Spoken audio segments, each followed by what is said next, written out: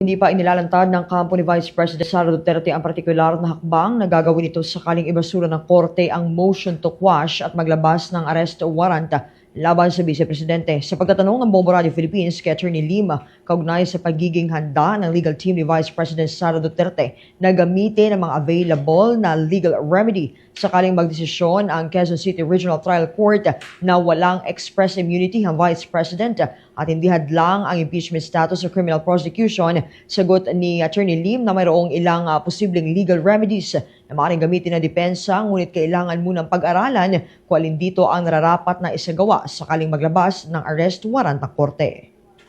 Kung sakaling sabihin ng Regional Trial Court Attorney na walang express immunity ang Vice President at ang impeachment status niya ay hindi bar sa criminal prosecution, ano naman yung magiging next legal step ng defense dito?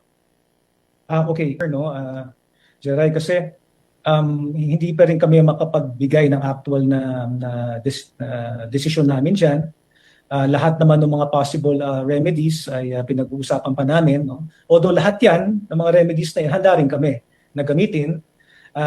It's just a question of which one finally ang gagamitin namin. No?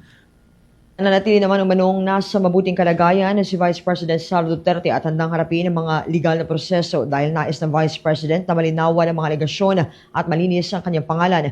Sa dagdag pang pagtatanong ng Bombo Radio Philippines kung ano naman yung pinakaseryosong president na maaaring malikha kung papayagan ang criminal prosecution ng isang nakaupong impeachable officer, sagot ni Attorney Lim na maaari nitong opens the floodgates para sa mga criminal case laban sa iba pang impeachable officials. Kabilang dito anya ang Pangulo, Ombudsman, mga miyembro ng Constitutional Commissions at mga mahistrado ng Supreme Court. Git ni Lim, hindi lamang ang Vice Presidente ang impeachable officer. You described the implications as far-reaching. Ano po yung pinaka-serious precedent na maaring malikha kung papayagan po ang criminal prosecution ng isang sitting impeachable officer po?